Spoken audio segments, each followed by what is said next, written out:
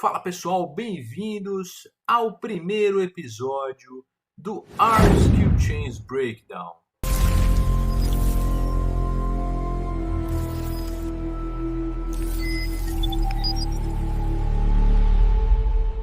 O que seria o RSQ-Chains Breakdown?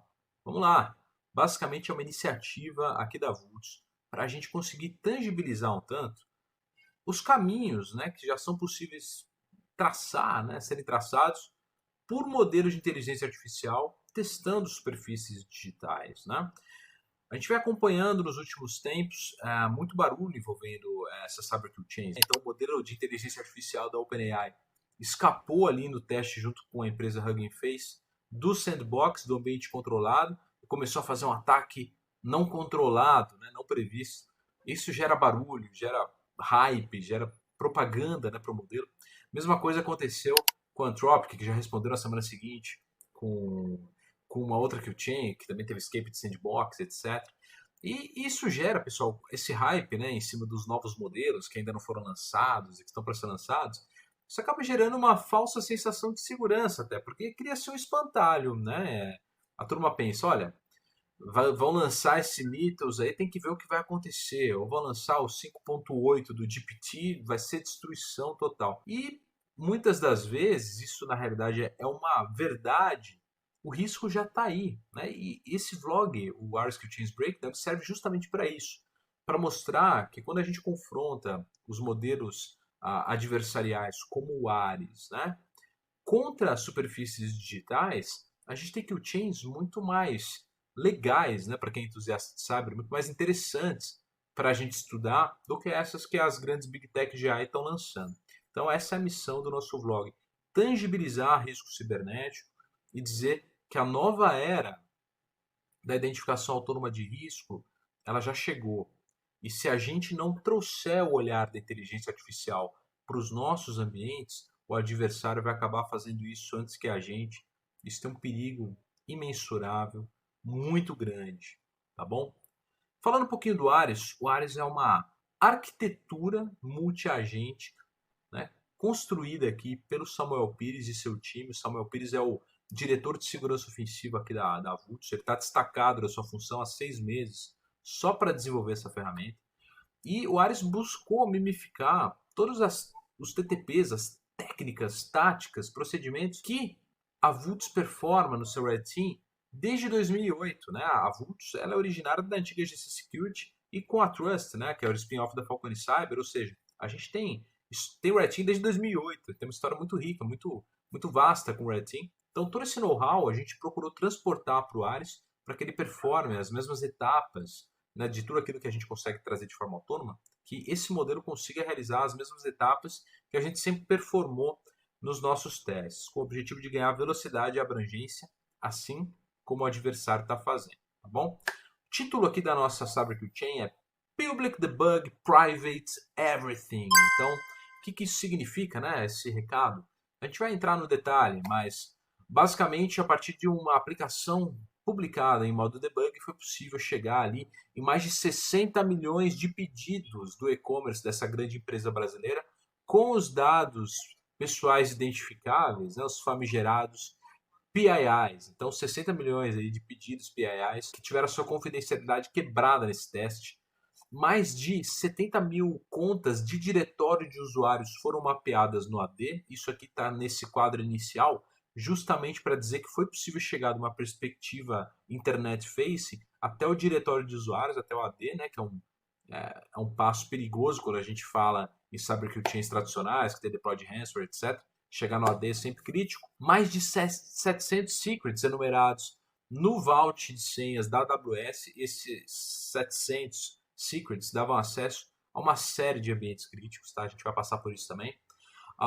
Entre esses ambientes críticos aqui, por exemplo, mais de 40 buckets, repositórios de arquivos da AWS, os S3, eles foram alcançáveis, eles tinham dados biométricos, então super críticos o acesso nesses repositórios. Ali no acesso à esteira de CI/CD foi possível ter um acesso administrativo ali a mais de 800 pods de produção, você poderia alterar a imagem, fazer deploy, tudo isso. Então, foi uma incursão super bem sucedida aqui na perspectiva do adversário, só que com um certo senso de urgência, porque essa run levou por volta de 7 horas, tá, para ser realizada. Não é esse número que está aqui dos 7 minutos e 42, que esse foi o tempo que levou o Bloodhound para extrair os dados do AD, tá? Mas tudo isso fica ainda mais grave quando a gente lembra que em 7 horas foi possível fazer isso tudo com uma das maiores empresas do Brasil e muito madura, tá, em termos de segurança cibernética. Bom, aqui falando um pouquinho do impacto ainda, sem entrar na Q-Chain, então a gente vai reiterar, né, que mais de 60 milhões de pedidos de clientes no e-commerce ficaram consultáveis, né, tiveram a sua confidencialidade comprometida. E aqui a gente tem vazando nome, e-mail, CPF, telefone, endereço completo, dados de pagamento, tudo isso com acesso legítimo obtido com um token, né, administrativo no ambiente da Avetex, que é um grande provedor de e-commerce, tá? E aqui é bom ter um disclaimer, tá? Como se tem o nome da Avetex, isso não é culpa da Avetex, tá? A partir do momento que você tem uma chave de acesso legítima, né, e um contexto de acesso legítimo, você acessa aquele ambiente. A mesma coisa acontece com a AWS quando você tem uma chave vazada, né, um cliente de vazado. Então, isso não é culpa da Avetex, tá? Essa chave vazou e por isso que foi possível acessar esses 60 milhões de pedidos aqui. E vamos lá, né? Entre esse impacto, para a gente acabar essa etapa aqui, para tangibilizar bem o impacto dessa Q-Chain, né? Foi possível ter acesso ao Avetex Admin, leitura controlada no S3 e no Secrets Manager, clusters admin do EKS de produção, enumeração read-only do Active Directory. E importante, a parte roxinha não executado aqui, né, do outro lado aqui, não executado. O Ares tem guardrails claros do que ele pode fazer e o que ele não pode fazer. E esse é um dos grandes desafios que o Samuel e o time têm para desenvolver o Ares, né? Ele ser uma ferramenta autônoma, inteligente, contextualizada ao seu ambiente, mas que não saia fazendo besteira, né, em ambientes produtivos, por exemplo. Então, guardrails, o que não foi feito? Não foi feita a exfiltração de 60 milhões de pedidos, ele só enumerou, né, ele fez POCs.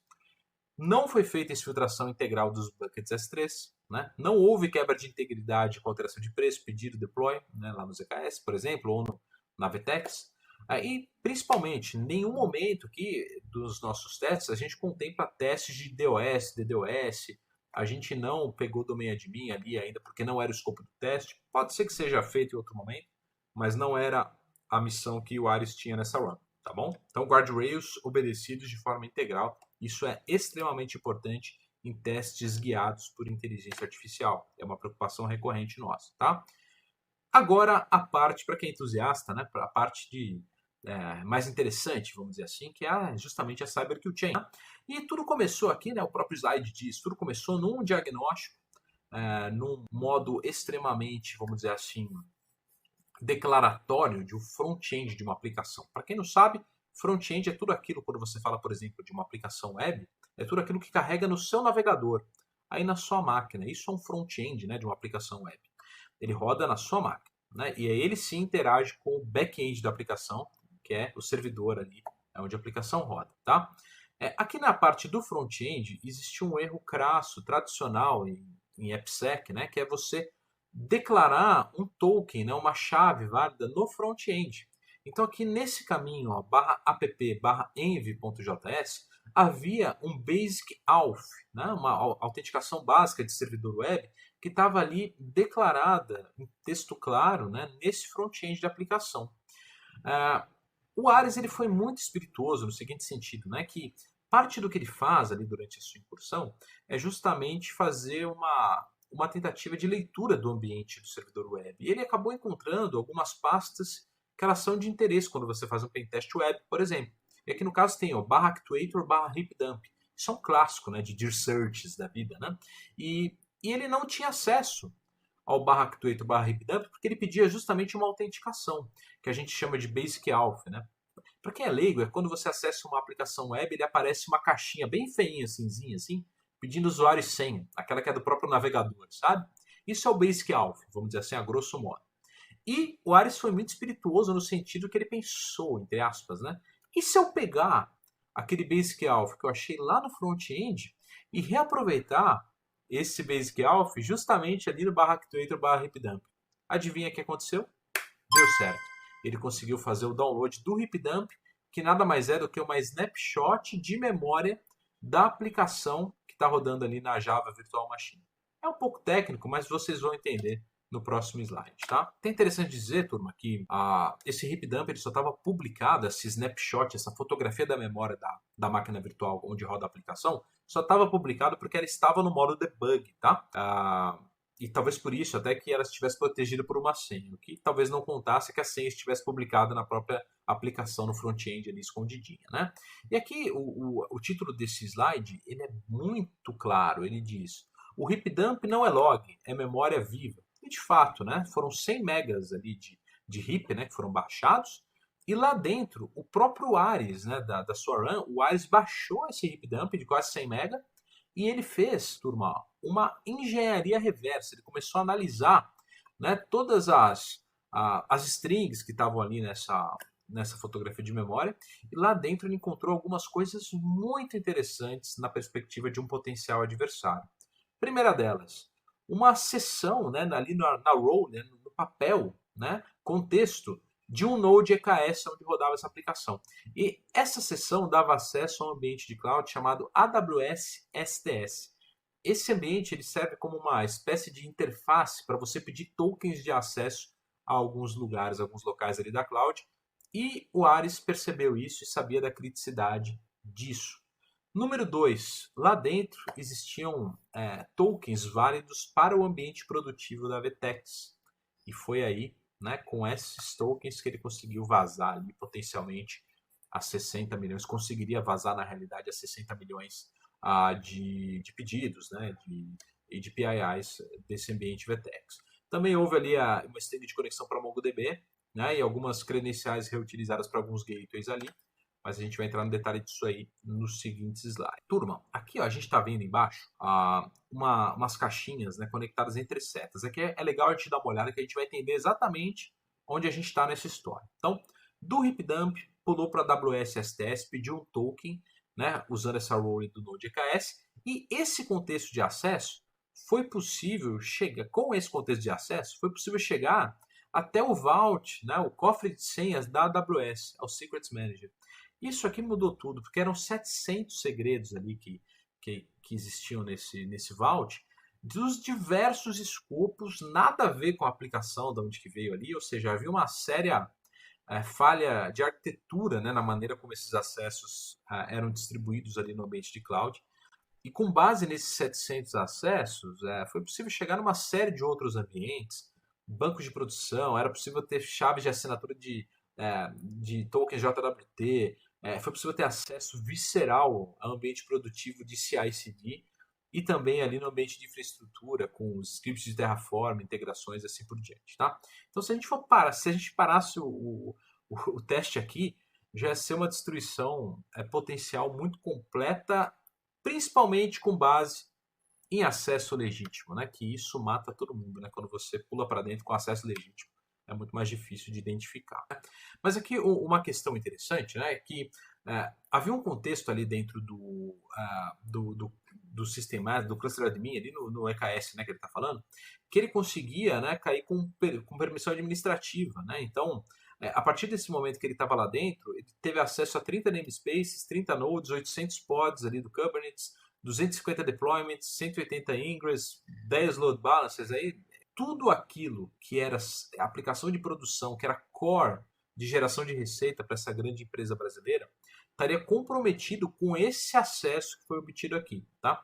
E esses acessos, né, eles estariam tanto aqui no ambiente cloud, até mesmo como um jump server, como se fosse um jump server ali, possível para o ambiente do AD, porque foi possível criar um podzinho que tinha conexão com o ambiente do AD e o próprio Ares rodou um Bloodhound, que é uma ferramenta de enumeração ali do diretório de usuários da Microsoft, né? Então, lá dentro do ambiente do AD foi possível extrair ali as 70 mil contas de usuário, os caminhos para a árvore ali do domain admin, né, os grupos, as GPOs, né, tudo aquilo que o Bloodhound traz, que com certeza nas mãos de um threat actor real, o ataque não ia parar só no Bloodhound, né, ele ia tentar de fato escalar privilégios e pular para dentro, né?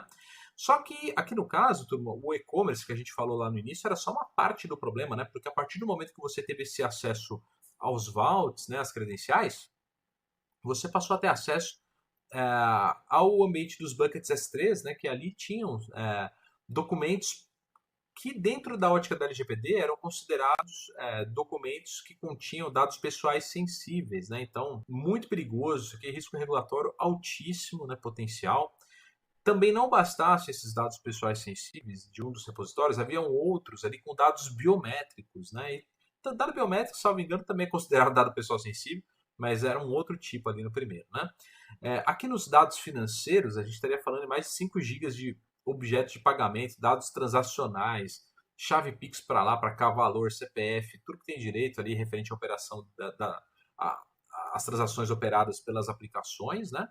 E por fim, um que foi até um pouco irônico, né? Que foi a parte que tinha um bucket S3 que tinham registros de consentimentos, né?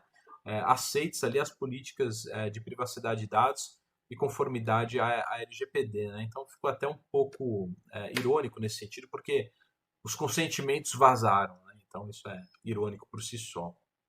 Lá na parte do CI/CD da esteira, turma, é importante dizer também que não é que houve o acesso só aos pods ali do EKS, né? Mas também havia acesso a um passo atrás da esteira, que é a parte do AWS ECR, né? Que é o Elastic Container Registry, que é onde ficam as imagens que são, aspas, deployadas ali na esteira seguinte, no passo seguinte da esteira. E a partir do momento que você tem acesso a essas imagens, você pode comprometer tanto a integridade, né, alterando essas imagens, envenenando, colocando malware ou alterando as regras de negócio de uma aplicação, por exemplo, né? E você também pode utilizar a quebra de confidencialidade dessas imagens para entender essas aplicações por dentro, procurar chaves de acesso chumbadas, fazer uma varredura de código, encontrar vulnerabilidades para explorá-las em produção de uma maneira quase que invisível ali para as defesas, né? Então, é um acesso extremamente crítico esse que foi obtido aqui, tá? Aqui no fim, a gente já está falando dos números finais, né? Então, a gente tem aqui, por exemplo, a quantidade de vulnerabilidades identificadas, né? Foram 14 críticas, 2 altas, 5 médias, 7 baixas, 3 informativas, né? Aqui um resumo das kill chains. E por fim, né, aqui um recado muito forte que o Ares traz, né? Que é para a gente não focar os nossos esforços pós-teste só em resolução de tickets de vulnerabilidades. Porque aqui, como a gente tem muita abrangência, né, as inteligências artificiais elas testam muita coisa em muito pouco tempo, é esperado que a volumetria de findings seja muito grande. E isso é, de certa maneira, desesperador, né, para quem tem que resolver essas vulnerabilidades. Quando a gente fala de vulnerabilidade de aplicação, a gente vai encaixar esses tickets aonde no momento que essas squads estão vivendo hoje, né? Então, isso é muito preocupante. Então, o Ares, além dos tickets abertos de vulnerabilidade, ele entrega também o que ele chama aqui de arestas, né? Mas são nada mais do que attack paths, né? Então, ele fala, olha, esquece os 31 tickets, primeiro foca nisso. Revoga e rotaciona as chaves, vamos considerá-las comprometidas, porque isso aqui estava exposto há muito tempo. Fecha a origem, quebra o vetor inicial. Então, despublica esse heap dump, tira esse basic alpha. Então, a gente orienta os planos de ação que nascem do Ares 100% a attack paths. Isso é orientado nada mais, nada menos do que a risco cibernético, né? A gente tem que orientar cada segundo de um profissional que está trabalhando para cyber para mitigar risco. E se o risco está ligado ao attack path, vamos cortar os vetores, que a gente resolve isso daqui. E depois, num plano mais estruturante, a gente reorganiza, né, a parte de acessos, a gente faz ali uma reavaliação das segregações para a gente conseguir ter calma, né, para responder a essa demanda que o Ares trouxe, esse risco que o Ares levantou. Por fim, aqui a gente tem um resumo da Cyber Kill Chain. Eu gosto de ler, eu vou passar a ler esse último parágrafo, que é o último slide da apresentação. Eu vou ler esse parágrafo e com uma condição aqui, com um tempero extra. Lembrem-se que isso aqui é um modelo de inteligência artificial, uma arquitetura de inteligências artificiais, né, adversariais que a gente criou, chamado Ares, que em 7 horas conseguiu fazer isso aqui com uma das maiores empresas do Brasil. Vamos lá. O Ares começou no JavaScript público de um front-end, né, aquele NVJS lá, onde ele encontrou uma credencial Basic Auth fixa que liberou os endpoints de diagnóstico do Spring Boot Actuate, né, que deu acesso àquele snapshot, aquela fotografia da memória de 99 megas lá. O Ares sozinho, ele fez aspas, né, engenharia reversa desse snapshot, ele achou credenciais válidas, né, para o a AWS STS, ali, contextos de acesso válidos para a AWS STS, e lá dentro ele foi parar no Secrets Manager, um passo atrás. Lá nesse Hipdump ele achou credenciais para VTEX também e conseguiria se filtrar 60 milhões de pedidos. Tá? Lá dentro do Secrets Manager, né, ele achou essas 700 e tantas credenciais e essas leituras seletivas revelaram chaves IAM permanentes de duas identidades de automação do Jenkins CI/CD. Né? Como a API do EKS era pública, essas identidades estavam mapeadas em System Masters, o Ares entrou no Kubernetes como cluster admin, sem VPN, o detalhe. Né? Dentro do cluster, ele leu um Kubernetes Secrets de uma conta de integração de baixo privilégio do AD e criou um pod efêmero ali justamente para fazer a integração com o Domain Controller e fazer o mapeamento do domínio com o Bloodhound. Isso aí levou 7 minutos e 42 segundos. Tá? Tudo isso surfando em acessos legítimos, né, que estavam ali escondidinhos no front-end de uma aplicação e com diversos pulos, né, na infraestrutura, passando por cloud, AD, etc. Em 7 horas, numa das maiores empresas do Brasil. Um impacto potencial imensurável com o nível de permissionamento que seria possível obter no ambiente cloud aqui. Então, isso aqui é para a gente tangibilizar o risco que toda superfície digital está vivendo hoje, enquanto ela não mapear os seus riscos cibernéticos sob a ótica de uma inteligência artificial como o Ares. Se a gente não fizer isso, o adversário vai fazer para a gente primeiro. É uma nova ordem de segurança ofensiva que a gente está vivendo, uma nova geração. Né? Então, a gente está saindo daquela era do SAST, do DAST tão e somente, né, que era o que identificava risco de forma autônoma, e a gente está indo para uma nova geração de possibilidades de identificação autônoma de riscos. Isso vai eviscerar um tanto de vulnerabilidades que estavam escondidinhas ali e que a gente não tinha nem orçamento nem tempo de um pentester para encontrar, né, em cada curvinha, em cada linha de um JavaScript, em cada porta de um ativo publicado. A gente não tinha tempo nem recurso para encontrar, e com a AI agora é possível encontrar. Então é uma corrida contra o tempo que a gente tem, e parte da missão da Vultz é dividir essas CyberKillChains aqui nessa série, chamada mais uma vez aqui, Ares Killchains Breakdown. Esse aqui é o primeiro episódio, e a gente volta com mais. Encontro você. Até mais!